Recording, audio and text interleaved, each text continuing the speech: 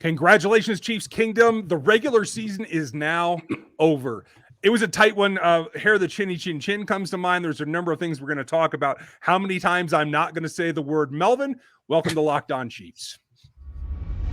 From the land of the free and the home of the Chiefs, this is the Locked On Chiefs podcast.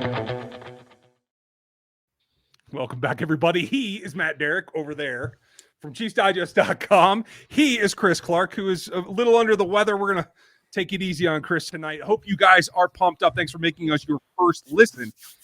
This is a game. This is a bonus, but this is a post game, just like we always do. Matt, I think it's actually quite a bit different than what I was expecting to do there until, halfway through the fourth quarter. You were expecting to do the, hey, welcome to the number 4 seed and right. Greetings to Buffalo or New England, huh? I liked Matt's score prediction earlier today. Yeah, I ended up nowhere close, but yeah, well, almost got the Chiefs score. Almost got the Chiefs score. I was only off by 1. A little off the Broncos. Well, it took me by surprise. Obviously, folks, you know that I live in Colorado, and I thought it was going to be more on the cold side, maybe slick because there was rumored to be some snow possible in the forecast. What I completely forgot is that field is heated and that it was going to get sloppy. It was certainly a factor pregame, and in the first quarter, I felt like it dried out a little bit, Matt, but how much do you think that the field played into the game's overall outcome and the slowish, kind of sluggish start we saw the Chiefs get off to? I think it had a tremendous impact on the outcome. I mean, the Chiefs certainly looked completely uncomfortable in the first half, and I thought they got a lot better in the second half. I'm sure there was adjustments, in the first half and during halftime with cleats and everything to try and just get a little bit more grip on that field.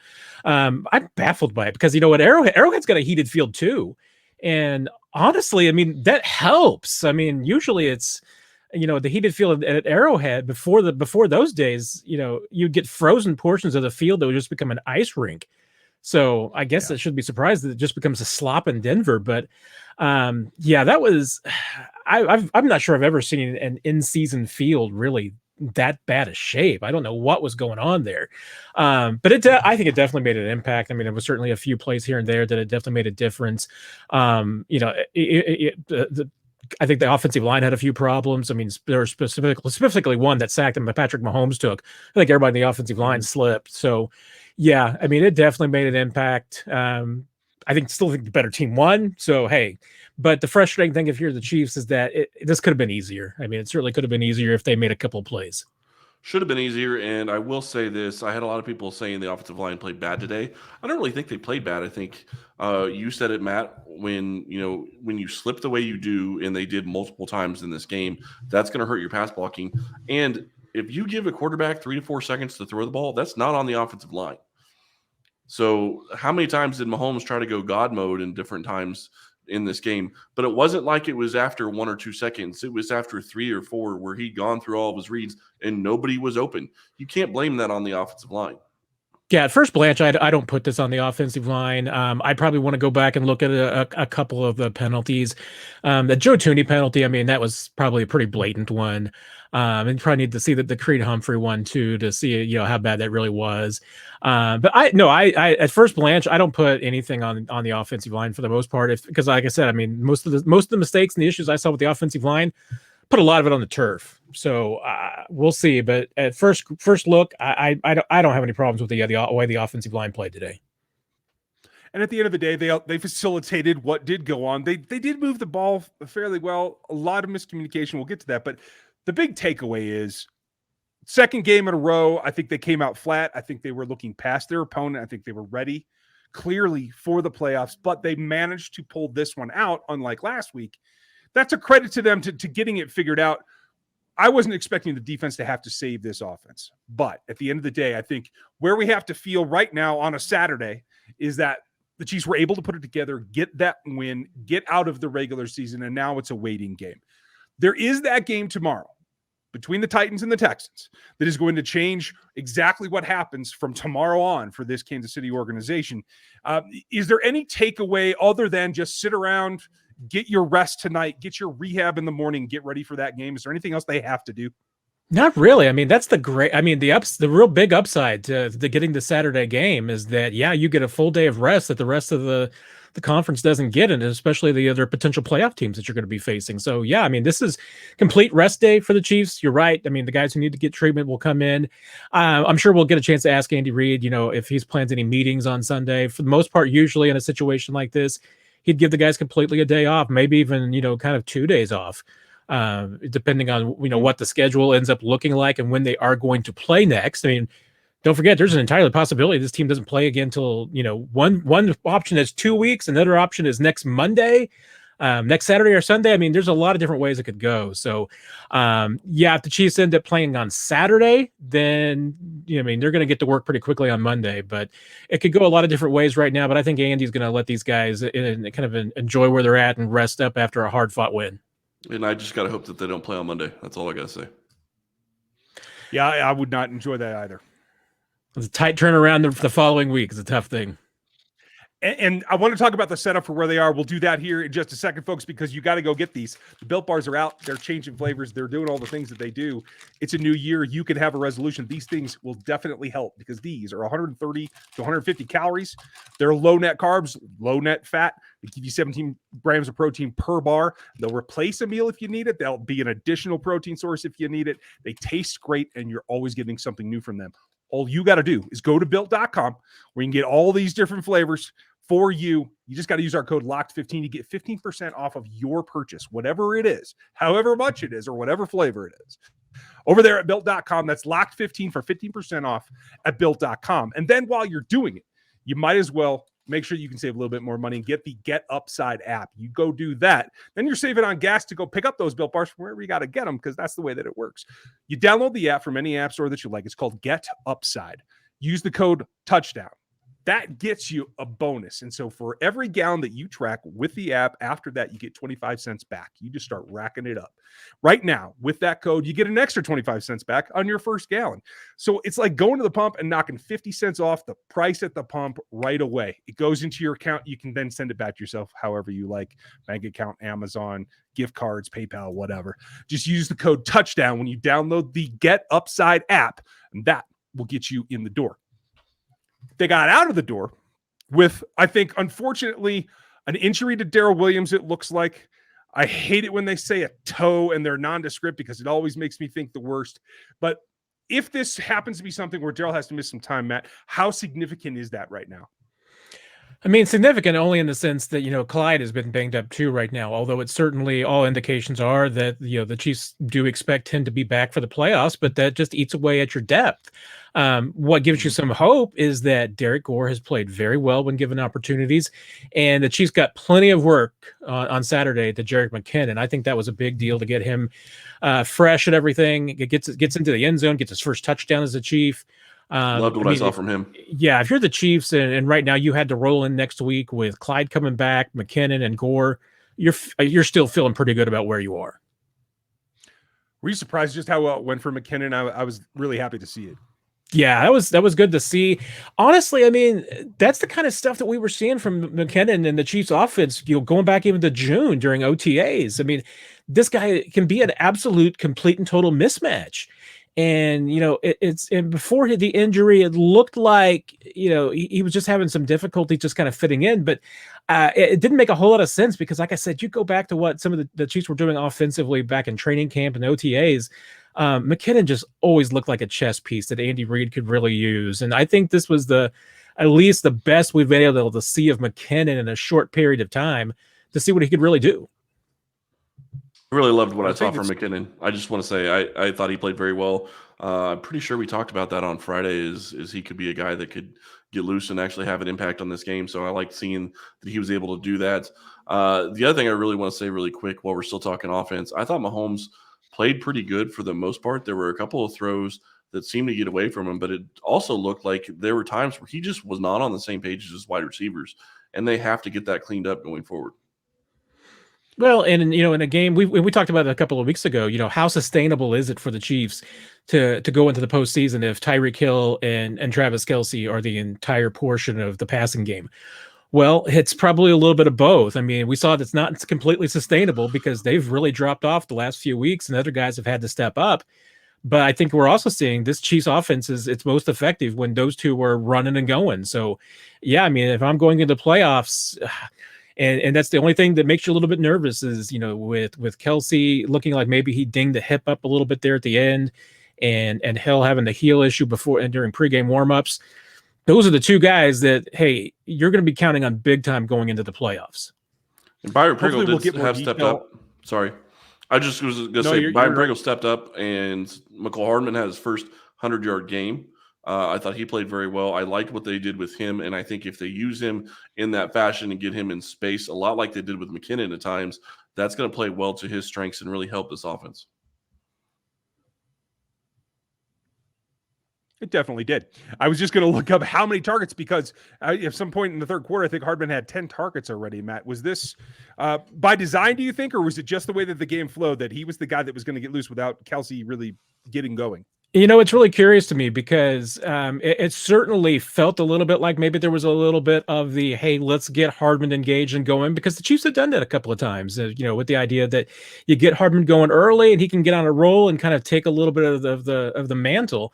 And this would be a good week to do that. At the same time, how much of this was maybe designed for Tyreek Hill? And Hill just wasn't in there, doing that early on because of the heel issue.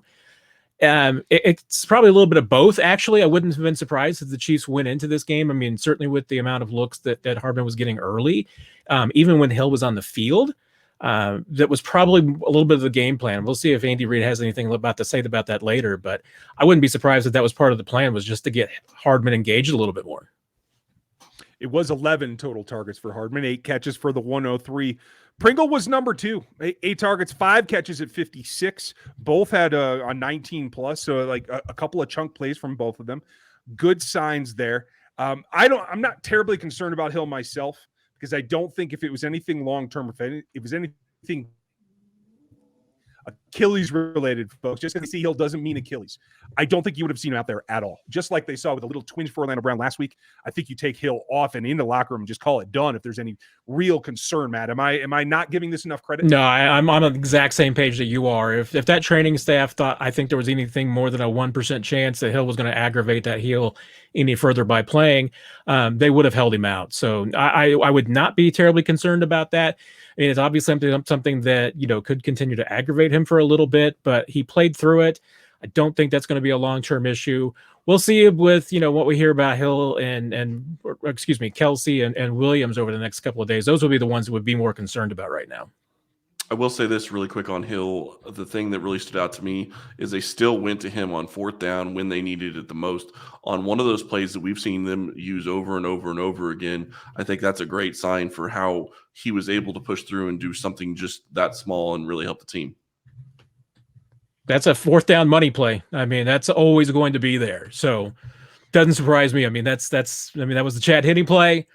That's, to me, if you could afford to move down the field 1 yard at a time, you could run that play 100 times, and that wouldn't necessarily be an effective offense, but it's always going to be there. I would bet on it too. And if you guys want to bet on it, go to betonline.ag and get your money in there to see how many times they run that play in the postseason. You will see it quite a bit. It's the number 1 spot for all your sports wagering in 2022. And this new year, they've got a whole redesign going, the whole 9 yards, but you can still get a 50% welcome bonus on top of your deposit just by using our code Locked On. Any sport that you like, even the ones that don't make any sense, and then this one that we all revolve our lives around. BetOnline is the fastest, easiest way to wager on all your favorite sports. Go to betonline.ag where the game starts. Now, I felt like at the end of the day, yes, you got it done. Good job. Good job. Little concerned, though. This was an outstanding play by Ingram that Bolton picked up. If it isn't for that play inside the 10-yard line, you're looking at a loss in this ball game. And the fact that you had a down week last week, you come in, I felt lackadaisical from the very beginning. I thought the whole entire defense lacked focus, lacked intensity. And yes, you were able to rise. I'm glad to see that. But is this a problem we have to worry about next time when it is a playoff game, Matt? I'm torn because on the one side, I think that the Chiefs probably came into this game with, as we talked about earlier in the week, a fairly vanilla approach to it. I don't think they were going to be putting a whole lot of things on film that they didn't want to put out there. So I don't know if the game plan was that cutting edge or not. I give a lot of credit to the Broncos because you know that there were going to be guys playing hard in this game because you're trying to either They know there's going to be some house cleaning in Denver after the season, and they're going to be trying to impress the new people coming in, or they're going to be trying to put stuff on film for next year. Or they're, hey, Vic Fangio, maybe he really got those guys to fight for him, because some of the veterans did, had some pretty good games. So maybe there's guys playing for him. I thought the Broncos gave a much better performance than most teams that have we've never been a week 18 before, but a week 18 game that means nothing to them. They played hard, so give them credit for that. But there's little slivers there to be concerned about. Run defense, broke down a couple of times. That's an issue. The offense had a couple of moments where, we have seen them do that from time to time when they get into kind of these ruts, and Mahomes can kind of, as sharp as I thought he was in the first half, he had some possessions there in the second half where it kind of slipped away from him. Maybe that was what the turf related, there could have been a lot of other factors, but yeah, I think you would have enjoyed having a crisper performance from this team in all three phases. But at the same time, I hesitate to take too much from the last two games when we've got a body of work that's longer, 9 games, really 10 games, where this team has been playing really, really good football. I just want to throw this out there really quick. It's really interesting to me. You look at how this team played. You look at how they're going into the postseason. And yes, we have questions with Tyreek Hill. Now we have questions with Travis Kelce and Darrell Williams. You would expect that Clyde's back after this, for this next game. But you also have to remember Kansas City is going to be getting some guys back. Kano is probably coming back. Saunders is probably coming back. Chris Lamons is probably coming back. Where are you going to make those moves? I think that this team is going to be getting healthier, and I think it's going to help going forward. I throw out some of those guys because you look at what really hurt Kansas City in this game, and early on it was special teams. You just simply can't run directly at the punter. Even if you think you're going to get the block, you have to take some sort of angle, and that was Anderson's problem on that play. I do think that they should have at least tried to block the kick, but you can't run right at the guy. And Lamons coming back could have a huge help on special teams. They weren't able to get a ball pinned at the 1 yard line a little bit later in the game. Just a couple of special teams miscues that really hurt. Not to mention Butker screwing up that kick after their second score or first score. Yeah, his hips all right as well. Yeah, I think he slipped twice on that kick. The turf was so nasty. So that was no joke. That was an unfortunate one. That said, I still like Zane Anderson as a safety. We'll see where he goes, folks. He's a rookie that is just playing special teams. I know it's been a rough couple of weeks. Let's hope that he can pull out of that. I think he might be a resource going forward. We'll find out. At the end of the day, where they are right now, like you said, Matt, this has got to be a reset button. Throw these last 2 games out. You got through it. Mahomes seemed to be on fire. I agree with you what you said earlier, Chris. It felt like the wide receivers were not understanding what he was doing, including Tyreek Hill on that pass that was nearly intercepted again. But I was happy to see that Mahomes at least was intense and focused, and it looked like he was moving the ball pretty well. The rest of the team needs to come together and get that ready. I think the playoffs alone will do that. But with getting those players back, with possibly having a couple of nagging injuries here, hopefully not anything that'll keep anyone out. Matt, right now, depending on what happens tomorrow, and you guys should be seeing this on Saturday night, so it is post-game. Depending on if they do end up still having to play the wild card game, are they able to flip it around in what is possibly a short week, set themselves up for a run to get hot again? This is my worst case scenario, but do you think that this is still something they can get rolling? Yeah, I mean, hey, if you're not going to be the 1 seed, I mean, let's face it, the second best spot to be is definitely the 2 seed.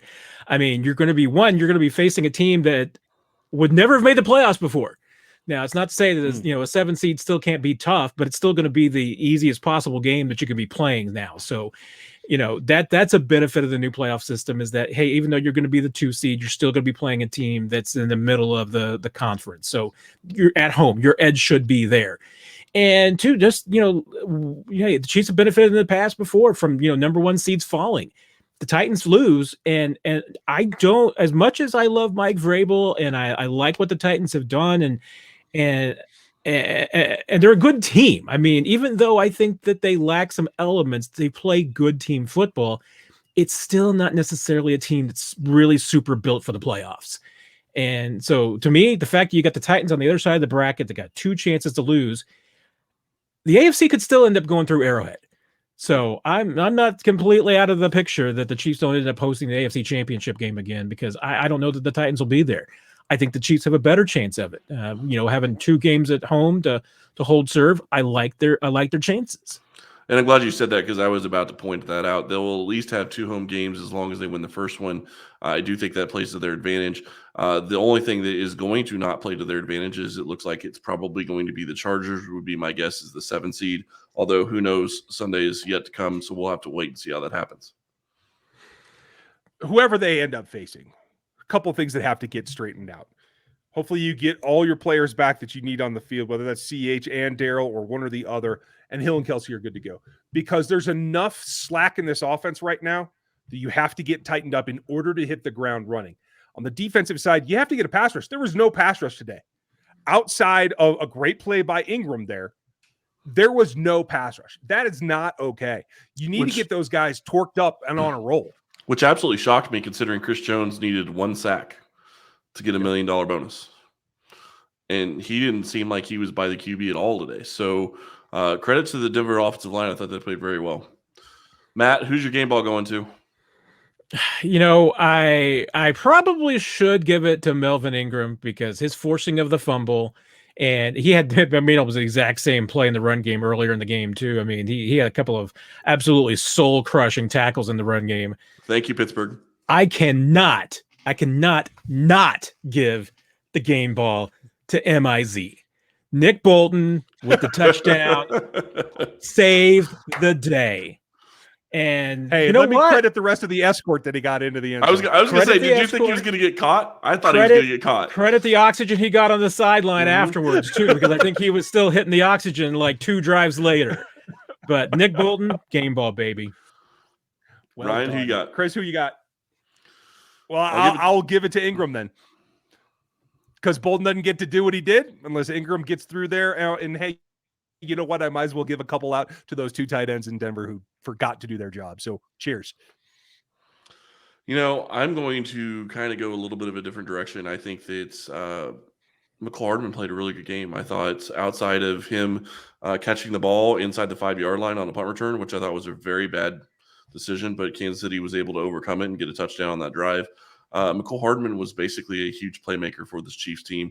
What did you say earlier? 8 receptions on 10 targets, I think. His first 100-yard game, and there were multiple times where they went to the well. They gave him the opportunity to get the ball in space and do something, and he did something with it. Yes, I know McKinnon played very well. He got a touchdown. I think he looked very good as well. But without some of McColl's catches and the way he was able to get down the field, let's not forget he had that 50-yard catch and run that set them up to be right down at the Denver 30-yard line to get them in a chance to be able to win the game at the very end. So I'm going to give mine to Hardman. And one more note, a nice parting gift for Patrick Mahomes, 54 yards on the ground. Got flushed a lot, and on that turf, for him to be out and scrambling around and gaining that kind of yardage, kudos to him, Matt. Do you think right now, just gut instinct, Matt, do they have the week off, or are they playing somebody next week? I think they're probably playing next week. I concur. Folks, let us know how you're feeling about it. Let us know what you think of this ball game. You can leave it in the YouTube comments. You can leave it in the iTunes reviews, whatever you feel like. We will have a show for you on Monday. As we get ready, we should know the opponent by then. Thank you for spending your time with us tonight. Hope you enjoyed this ball game as tight as it was, and we'll talk to you next time.